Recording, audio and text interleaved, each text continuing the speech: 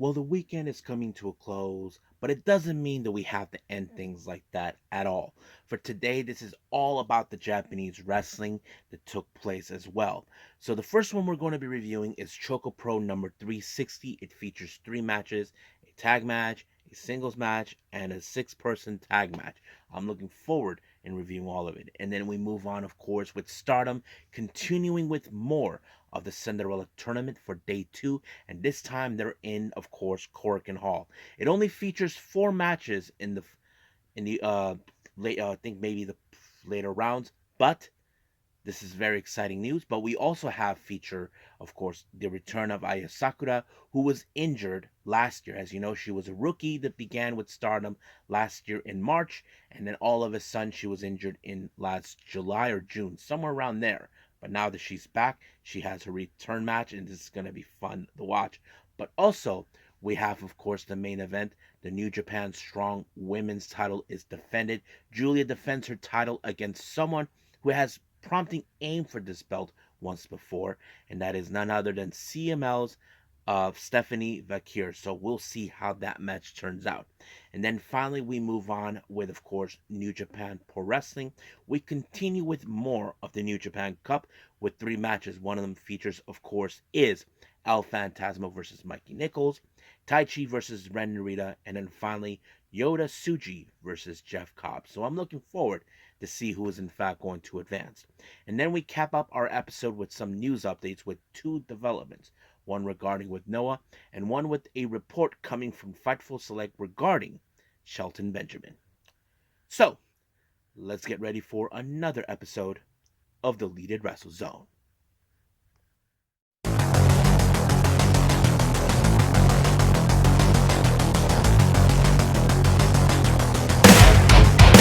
Are you ready? Get up, get up!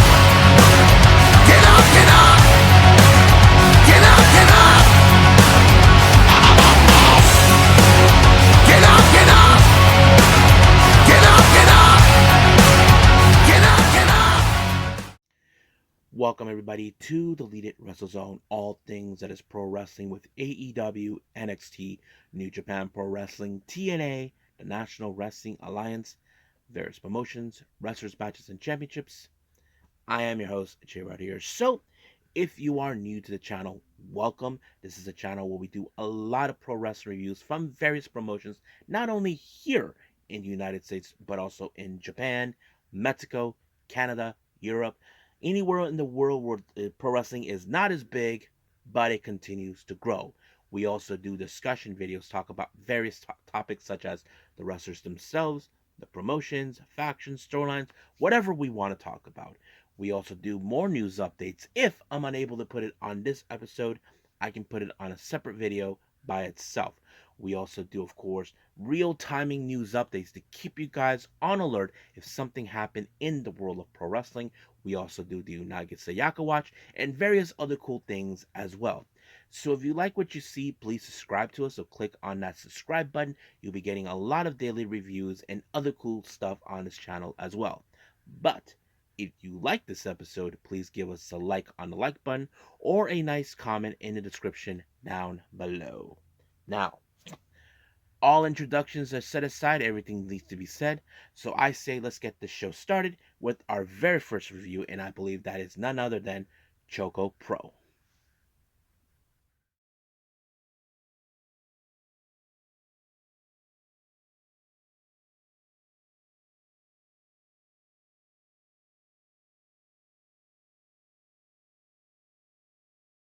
Okay, let's begin.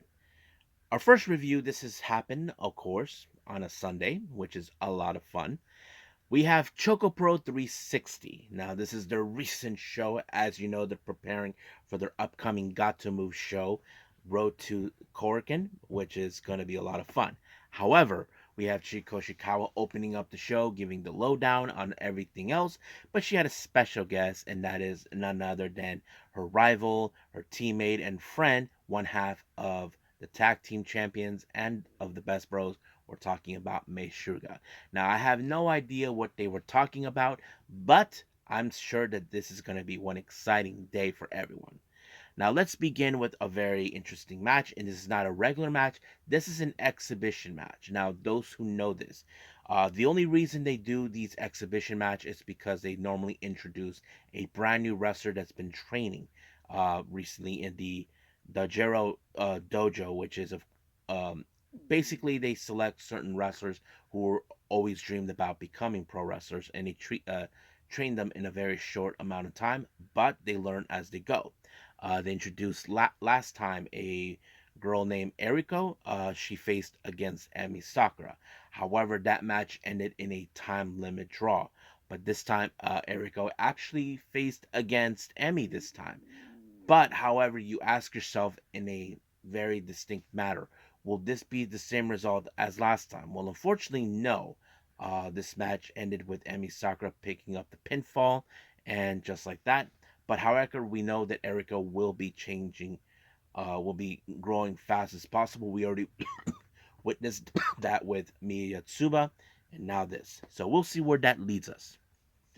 Now, our first match, our official match on the card, we have Tokiko Kihara and Shuhiro Katsumura. They take on none other than Masahiro Takanashi and Antonio Honda.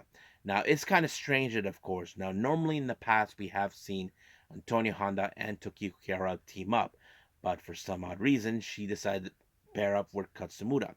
Don't ask me why. I don't even know either because that kind of put me in a question that I don't know the answer. But nonetheless, there are certain factors you can see. Now, with Masa and Antonio, they're very smart wrestlers. Masa's a bit very slick and clever wrestler. I mean, he can slide his way around to find ways to win the match. But don't forget about Antonio Honda's, um, you know, comedic ways, and of course the Fox. You may think that kind of helped. It kind of did, but not to mention with both Tokiko and Katsumura, they both have great striking capabilities. I mean, Katsumura does have a bit of a kickboxing background, but you would think that would help, but no, it did not because it will, it did. Well, you could say it did, because it was Katsumata who picked up an impressive victory with a very strong submission onto Honda. You wouldn't imagine because you look at Masa and Honda, they're both clever in their own way, but combining them, that's dangerous. But when it comes to Katsumata, well, he's more dangerous than them all in combined. So he put Honda in a submission, and he had no other choice but the tap. So that's pretty much it right there for that match. Our next match, we have a singles match. We have Nonoka Seto taking on Emi Sakura. But however, Emi Sakura attacked her right before the belt. I don't know what is her deal about that. I mean, I can say this that Nonoka Seto is also a non Emi Sakura trained. If you guys remember, much of Emi Sakura's time, she has been living here in the U.S., appearing in AEW and other promotions. But now that she's back, I'm not sure if she's moving back to Japan. That's the thing that I don't know, but we'll see about that. But Nonaga Seto, I know she has a bit of a fighting spirit. I mean, she has that fire that you think that she can pull off a win, but she can't. I mean, the problem is you're facing someone like Ami Sakura, who in fact is a veteran of the game and knows exactly what she's doing. And that kind of did because she put her in the Queen's Gambit, and just like that, it was over. Now, our main event, we have Sayaka Obihiro, or just call it for short Obi, and of course Minoru Fujita. They take on Miya Yatsuba and the Best Bros, Mei Suruga and Balin Aki. Now, we know it's no secret that Obi and Fujita have targeted the Best Bros in the past recently to obtain the tag belts. I think that is their number one goal. They want to win these tag belts at any means necessary. So the real question is, can they pull that off? I mean, it is a possibility. I mean, we know that this year's Cup Tag League tournament that they recently have. I think we had Emi Sakura and Masa might have won that one. But yes, that is one of the things. But unfortunately, you would see a lot of things happening. I mean, of course, there we've seen how the Best Bros have coexisted together. But however, how will this thing with Sayaka and Obi and Fujita coexist in the matter? Because we know that Obi and has teamed up with various people, and that includes Sayaka as well. But with Fujita, she probably presumed that maybe with him it could be a different conversation. I mean, they did bring a gong and using some kitchenware like pots and whatever, thinking that could help, but it did not because it was Mei Sugar who pinned Sayaka, and it was over right from there.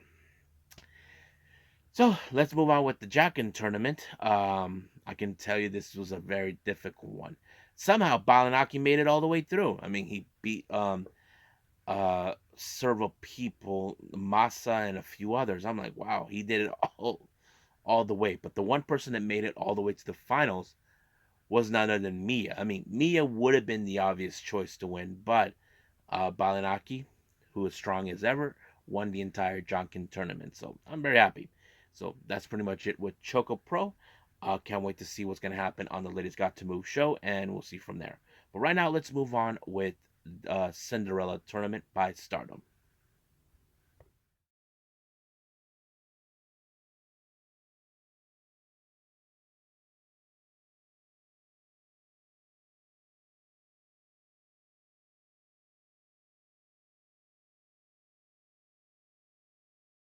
Okay, day two of the Cinderella Tournament. So I think right now we're in the second round of the tournament.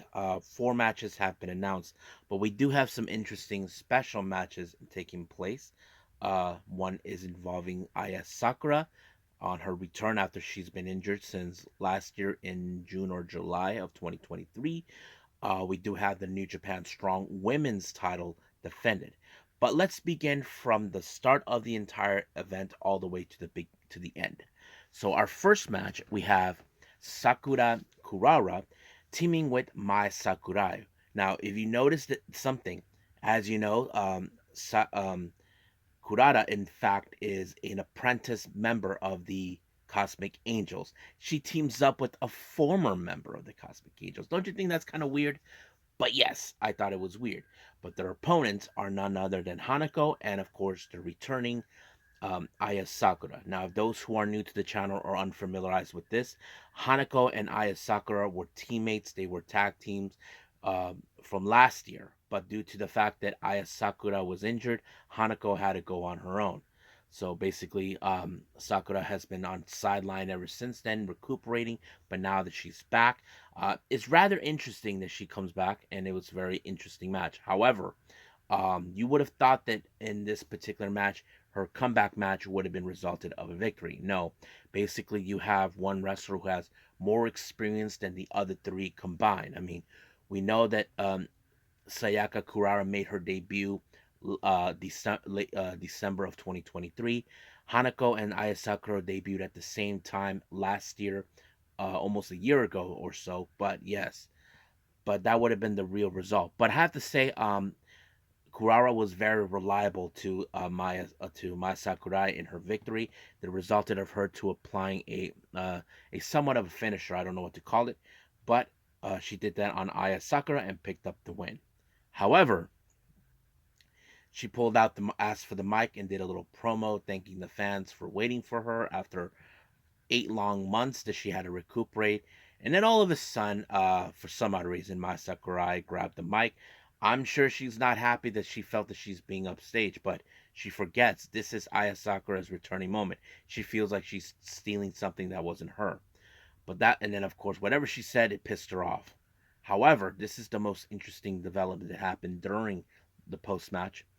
As soon as Masakura left, Sakura called Kurara up, and this is what she said. And I think many of you who saw it, those who haven't, then this is what really happened. This is what she had to. This is what Sakura had to say to Kurara, and she said this. Let me say one thing. I want to be a regular member of the Kozen before Kurara. Thanks in advance. So, in Enlightened terms, she's saying that she is going to be a regular member of the Cosmic Angels before she does. Kurara had that look in her face, like in confusion, like, what? Now, I'm going to pause this a little bit for all of you because I'm going to say this. I'm going to talk about this on a discussion video this is coming up after this. Kurara made her choice to join the Cosmic Angels last month. Now we know that certain points the rookies don't decide just yet when. It takes a bit of time to discover who they're gonna be. Aya Sakura, I did mention, was the last rookie who hasn't joined a unit just yet.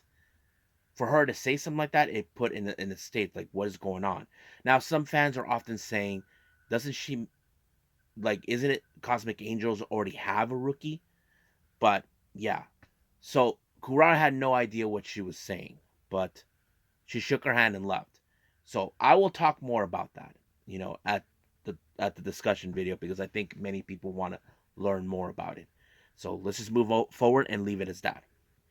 Our second match, we have, of course, Oedo Tai, consistent of Fukigen Death, Rina, Raka, Momo Watanabe, and Atsuko Tora. They take on one of their biggest rivals, Stars, Yuzuki, Momokogo, Koguma, Azuki, and Mayu Iwatani. Now, as always, we know that Oedo Tai has always been in a bit of a rivalry with Stars for many years. It's always been like that since then. But unfortunately, this match did not result in a win for Oedo Tai because the referee caught Natsuko Tora with the lead pipe and whacked Momokoko in the back and resulted of disqualification, giving the match straight up to Stars to pick up the win. And I'm sure once that mess was happening, the entire Stars were wiped out completely. It seems like the Oedo Tai are pissed off over something, but yes, so that's what happened. Now, let's move on with our next four matches, and this one's involved the Cinderella Tournament, round two. First match, we have Saya Ida versus Mei Sita. This is a good, interesting match because we've seen Saya Ida, a very powerhouse wrestler, even though of her size. You would think that she would try to deal with someone who has speed on her side. We're talking about a powerhouse and a high speedster. Would you think that there's a way to go around it? I mean, Mei Sita is a fantastic high speedster, and I'm willing to admit that. Unfortunately, for Saida, she did not get the job done. She would have thought to get the job done, but it was, of course, Mei Sita with the Rolling Star that became the deciding factor for her to pick up the win and advanced. Next up, we have Yuma Mizumori taking on Ami Sori. Two powerhouses. What more do you want? Now, excuse me. Now, those who remember, I mentioned that Yuna Mizumori applied a new move on Lady C in the first round, and I just finally got what it is. It's called the TP Sunshine or Tropical Sunshine. So basically, she lifts the person on her shoulders, and then she face plant them onto the mat. And she tried to do that with Amisori, but that did not do any good for her because she was unable to proceed it because Amisori was fighting it. But it did give time for Amisori to apply her finisher, and is of course like a thunderbolt, and that allowed her to advance. Now, our next match, I think this is one of the best matches I've seen in the tournament, but I have to say this is one of those matches we definitely want to talk about. Hanan versus Mirai. Now, don't forget, Mirai is a two-time winner of the Cinderella Tournament of last year of 2023 and 2022. So the obvious question does tell, will this be another year for Mirai, or will Hanan finally rise up to the occasion? I have to say it was a beautiful match. It was, to me, it was straight up of perfection. Now, I asked myself, does Hana have what it takes to bring down someone like Mirai, who is one of the toughest competitors? I have to say, Hanan pulled the greatest victory of her career. She had so much heart, so much will not to give up, and then she pulled off two backdrop drivers onto her to put her down once and for all, and she win. She becomes the first one to actually pin Mirai. And it was like, wow, what a fantastic match. And you know what's the interesting part? Xena talked about her all the time that she's going to cream her in the Cinderella tournament. I wouldn't be surprised if the finals led to Xena and Hanan, but we just gotta wait and see that. I'm sure many of us are happy because we know she said her ultimate goal now is to win the white belt. If she wins the Cinderella tournament, she could have that opportunity. So we just got to wait and see until the very end. Now, our last match involving the Cinderella tournament, we have Starlight Kid and Zu Suzuki. Now, these two ladies have confronted each other before. I think this happened back in 2022. Yes, that time it was during the five-star Grand Prix. Zuzu won that match. Basically, it was a very interesting matchup. Now, you would think that in somehow this was going to be a very interesting match. It kind of did. However, somehow Starlight Kid was able to outsmart Suzuki. Now, there was one thing I made a mistake that I forgot to mention. The tournament doesn't just end with a pinfall or submission. You can actually win the match by putting your opponent over the top of the rope, and if they landed their 2 feet on the ground, it's over. That's what happened to Zuzu. Zuzu was in shock that she couldn't believe that that happened. So basically, her chances to advance has now died out, and it grew in frustration for her. But however, because of this win, it just been announced that Starlight Kid's next opponent is the one person who made the biggest victory before her match. We're talking about Hanan. These two ladies are no strangers to each other. Don't forget, Starlight Kid used to be a member of Stars. So this is going to be an interesting showdown between the two of them. Now, our next match, we have God's Eye, consisting of Rana Yagami, Saki Kashima, and Shuri. They take on the full force of Cosmic Angels, um, Sayuri Onoi, Natsupoi, and Tam Nakano. I thought this was more of a great moment because Natsupoi is back. Not to mention they have an apprentice who is going to be joining the group hopefully soon. But however, how is this going to change? One thing that was funny is this: Kashima called Tam Nakano out. She does the little cuteness thing. She tried to do the same thing. Tam tried to do the pose, but Kashima outsmarted her. And then all of a sudden, she tried to tag out, but Tam Nakano grabbed her. Then uh, Kashima, out of desperation, reached the ropes. Here comes Sarunoi and, of course, Natsupoi looking at her, and they whacked her down. But there was a really interesting moment that I thought was funny in that match. Um, Kashima asked Tam, "Did you change shampoos?" And then later, Tam says, "I did." I'm like, "Why is that important?" I'm like, well, I mean, Kashima acts like she is the use her beauty as a way to show everybody how beautiful she is in the others, which is no secret to me. But that's always been the case. But great moments, not to mention the striking kicks with Suri to Natsupoi. I thought that was a great moment. But unfortunately, Yagami was the one who fell victim to one of Natsupoi's moves that she created. It's more like an armbar transition that she calls it now, the Fairy Princess. Basically, it's an armbar. You jump onto the person and then you try to transition into an armbar position. And just like that, Poi picked up her first victory since coming back, and that was pretty much it. What happened now? Our next match, we have Queen's Quest, consisting of Miyu Amasaki, Lady C, Azumi, and Saya Kamitani, taking on EXV, consisting of Zena, Waka Tsukiyama, Rina, Mina, Shirakawa, and Maika. Now, it's no secret now that Maika, who is the current Red Belt champion, has issued a challenge to Utami Ayashida. Now, this is a revenge match for Maika, as you know, she suffered humiliation by her on multiple occasions when she was the Red Belt champion, which is no secret. But however, due to the fact that she's not there, they thought this would be a direct message for Maika to send to Utami. But it kind of did because Lady C, someone who had dealt with Micah in the past. I have to say, Lady C did a fantastic performance. Try to show Micah once and for all that she is growing stronger, but Micah is not 100% convinced. I hope that Lady C gets that victory towards Micah, which is going to be fun. But unfortunately, Micah applied the Michinoku driver, and that was it. Micah picked up the win. Now, our next match is our main event is the New Japan Strong Women's title. Stephanie Vakir from CML, and she is a Chilean-born wrestler.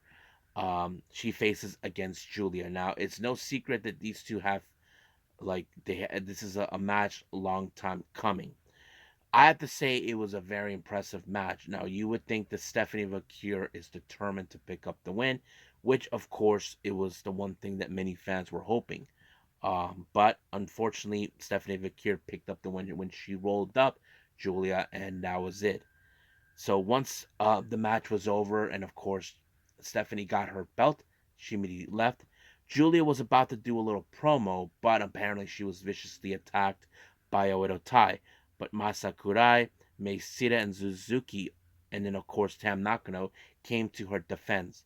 But Natsuko Tora, even though she showed her respect, is still pissed off and questioning why is people still talking about Julia now that she's leaving. Like they felt like that's not how things are supposed to go. They're leaving, so what? It's not a big deal. It is a big deal. Something that Micah has often talked about too. But however, as soon as they left, Natsuko Tora put the entire world on notice that they will be a stuff of nightmares because of this transition that's happening. So we'll see what happens until then. But the strangest thing is, uh, Tam Nakano lent her shoulder to Julia to leave, and it was very unusual. But during the post match, Tam said that even though she's leaving, they should have one last match together. And of course, it's going to happen. Tokyo Sports even reported it. So we will see that match taking place soon. So I think that's pretty much it. But I am intrigued about the one thing with Aya Sakura, who announced that she's going to be joining Cosmic Angels. But as I said before, I will do that discussion video will take place after this episode. So stand by for that. But right now, let's move on with our final review, and that is New Japan with the New Japan Cup.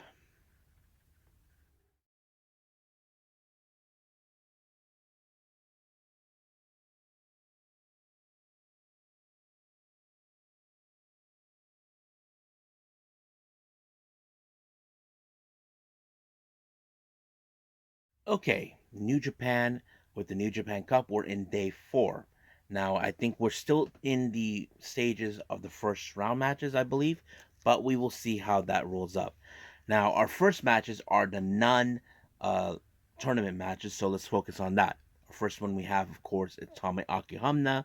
He teams up with the former IWGP Tag Champions Bishiman, Yoshihashi, and Hiroki Goto. They take on the Bullet Club, consisting of Taiji Ishimori and Chase Owens, along with Kenta. Now, nothing too significant about this, but you know for a fact by watching this that Bishiman will love nothing more to get their hands on the IWGP tag titles one last time. But unfortunately, this match ended with Kenta winning the match by using the ropes when he rolled up. He on that was it. He with his sneaky ways, he got away with it. Next up, we have Just Five Guys Doiki, Yuya Uemura, and Sanada. They take on Ryosuke Taguchi and the members of Chaos, Tomohiro Ishii, and Yano. Now, of course, we're going to see some dirty tricks from Yano, a bit of a power strength with Ishii. But however, with just 5 guys who build up a bit of momentum as we go, I mean, we know that Yuya Uemura had a strong match with Shingo and Sanada. Well, we know that too. But it was Sanada who picked up the win by pinning Taguchi. So that played out pretty well. Next up, we got God, consistent of Yado, Hikuleo, and Tangaloa. They take on the Bullet Club War Dogs, Ghetto, Gabe Kidd, and David Finlay. Now, I'm sure there's no love lost between both sides. Don't forget, they used these guys. God used to be members of Bullet Club until they were excommunicated by Jay White. But you would think that the Bullet Club War Dogs would try to find ways to prove their points, saying that they are the ones that run New Japan Pro Wrestling. I mean, things have not been going well for Finlay since losing the IWGP title, um, well, the global title to be exact. But nonetheless, it was, of course, a powerful knee strike by Tongaloa, who picked it up against Tongaloa, and now I mean on Togetto, and that was it. I'm like, wow, just like that. Our next match we have the House of Torture, Kanemaru, Yujiro Takahashi, and of course Evil. Now, Sho was supposed to be there, but apparently they announced that he can't be there due to suffering mental distress order after Yo stole his belt. I'm like, what a load of crock of crap, but he was replaced once again by Jack Perry. They face against Shota Umino, Bolton Oldleg, Yo, and El Desperado. Now, one thing that was very funny is this. You know that that idiot Dick Togo was going to be there to ensure this match falls in favor of the House of Torture. Ref saw what he was about to do, but here's the funny part. Dick Togo, well, he was in between the ropes with one leg on the other side and the other, one leg on one side, one leg on the other side in between the ropes. Referee kicked the ropes and he got hit right in the gonads. So basically that kind of shifted right there, but it was of course a crossface by by Shota Umino by Yujiro. No, well, by Shota Umino by on Umiro. No, oh, sorry, my brain's a bit fried. Anyway, Shota Umino applied the crossface and Yujiro was stuck in it, but he passed out. He was dead just like that. But it was funny that Dick Togos, well, his name Dick, he got whacked in the dick by a ring rope thanks to the ref. So that's a good deed right there for everybody because we know the type of shenanigans that a House of Torture do. Next up, we have, of course, United Empire, Cal Newman, Francesco Cara, TJP, and Great Kai. They take on the LIJ, consisting of Bushi, Hiromu, Shingo Takagi, and Tetsuya Naito. So basically, you know perfectly well that everybody in United Empire has their eyes set on Naito because they know that that belt rightfully belongs to the United Empire. But however, you know how this is going to be. But as always, we always are impressed with Shingo because Shingo has always been shown. Some people say he is one of the top picks to win the New Japan Cup. And he did when he applied the Made in Japan into Kyle Newman, and that was over. But we are going to see Yoda Tsuji, a member of the United Empire, Yoda Tsuji of LIJ, and Jeff Cobb face off each other, and that's going to be our main event. But we'll get to that in a bit. Our next match we have. This is our next three matches are in fact of the Cinderella Tournament. We have Mikey Nichols versus El Phantasmo. So this is a very interesting matchup. Now, you would think that this is going to be a very interesting match because we do know certain wrestlers have a bye, and I think that's going to be a played out storyline because we know that this is interesting. If Mikey Nichols wins, he faces against Zack Sabre Jr., who received the bye. Um, so because I think he was last year's winner, I believe. Yeah, I think he was last year's winner. But yes, nonetheless, I think that kind of played out. But what none of us expected was, of course, Al Phantasmo picking up the win when he applied a crucifix. I was like, what the hell? I did not anticipate that, but I have to say, Al Phantasmo has grown up so much. Even though he's still an a hole, but he's everybody's a hole. And I think that's what makes him special. And many people have high hopes for him. I mean, he was very impressive as any means necessary. I mean, not that, don't forget that one incredible match he had with Will Ospreay last year. But yeah. Now our next match we have Taichi versus Ren Narita. Now when it comes to Ren Narita, you all know at some point House of Torture will make sure this match falls in their favor. The only time it happens if the referee is knocked down. That's exactly what happened. Members of House of Torture showed up. We did see uh, just five guys in Umino coming out to even the score. Now you probably say, why is Umino with just five guys? Well, don't forget he has a score to settle with House of Torture. But however, when this match was counted up by the referee, Jack Perry showed up, and then Kanemaru then used the whiskey onto Taichi and spit mist, whiskey mist on his face, allowing for, of course, the double cross by Ren Narita and pick up the win, which is very disappointing. I would love to see nothing more than Narita, Evil, and Jack Perry lose their respective matches because if I was Shota Umino, they took his opportunity away, take theirs away. That would have been the smart move. Now, our main event, I have to say, this is one of the most strongest ones I've ever watched. Yota Tsuji and Jeff Cobb. Now, Jeff Cobb claims that a guy like Tsuji shouldn't be in a match like this because he's not ready for it. Because for a long time, the United Empire has always proven to say they run the world. Well, the problem is right now the world is run by Lij thanks to Naito. So that's how it runs. But however, Yoda Suji is always displaying his strength, his powerness. People say that he is going to be the top guy. And I think there's many people that could agree. And I think Yoda Suji, just like Shingo, is one of those guys that could be mentioned, could win the tournament. So he's one of those two picks by certain people that would believe that that's how it's going to end. And that's exactly what he did. He applied the Gene Blaster, and just like that, it was over. He wins this night. So we'll see what happens in the next round, and I believe we will be seeing that next. I think that's pretty much it with New Japan Pro Wrestling. So I believe it's time for some news updates.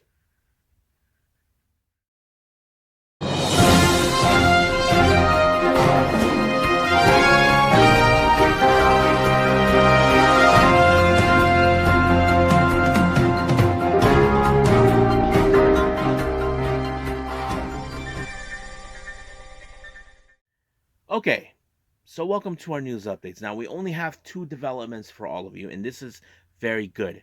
Now our first one, Noah has announced that they, as you know, they'll be making their way back to the UK the first time in several years. So that's always been a great thing to hear. But however, Noah has announced that they will possibly do European dates, and they announced that Germany has been on the map. So some of you may say, does Germany have wrestling? Yes, they do. There is a promotion there called WXW.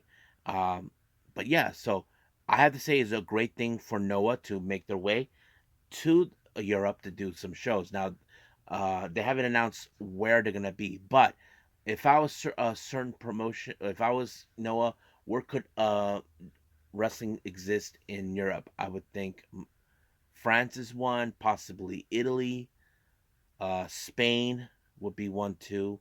So we'll see how that rolls up in their world. So we'll see. And then finally, this one was a report for Fightful Select. It was reported that Shelton Benjamin and AEW are recently been in conversation and discussions about the possibilities of him appearing in AEW. So this is huge news. I mean, many people probably did not want to see him leave WWE or let him go, but this is a good thing. There was a recent photo that was posted on the X account with Shelton Benjamin hanging out with Minoru Suzuki and Lance Archer. Those who were aware, during the time when Shelton Benjamin was no longer with WWE, he was hanging out with Minoru Suzuki and the rest of Suzuki-gun. So yes, Shelton Benjamin was a member of Suzuki-gun. I would love to see a reunion of some sorts between all three of them. So that's pretty much it what we have for our news updates. So I think it's time to say this and is let's call it a day. Well, I hope everybody enjoys this episode. Coming up, as you know, I will be doing the next DWZ discussion, talking about the two rookies, Sayaka Kurara, and of course the returning Aya Sakura. So that's going to be a very interesting discussion. But after that, for our next episode, I believe we have more with the New Japan Cup. Just found out JCW had their latest show, March Madness. Um, PPP Tokyo has just uploaded their much recent show that was produced by Chanyota. Now I'm still behind on GCW with their most recent shows. I don't know when I'm gonna do those, but we'll see how that rolls up from here on out. So we'll see. But for right now, I'm going to focus on the discussion video and we'll go from there. But for right now, I'll say this. I will see you guys in the next DWZ time. Same DWZ channel. I must bid all of you adieu. So, goodbye. And have a nice day. Bang.